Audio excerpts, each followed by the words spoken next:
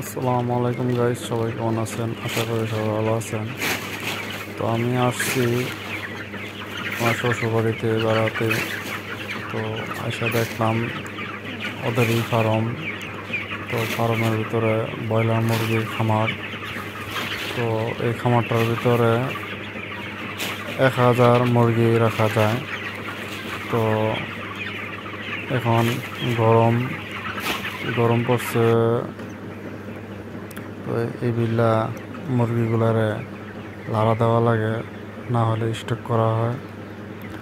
যারা ফার্মে কাজ করেন বা ব্রয়লার মুরগি পালন করেন তারা অবশ্যই চিনেন, জানেন।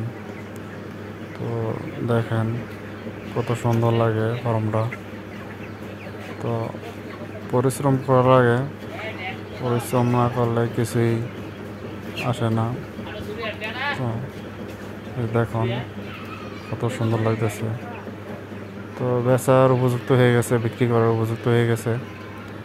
প্রায় একটা মুরগি 1.5 কেজি 2 কেজি করে। কত সুন্দর লাগতেছে দেখছেন।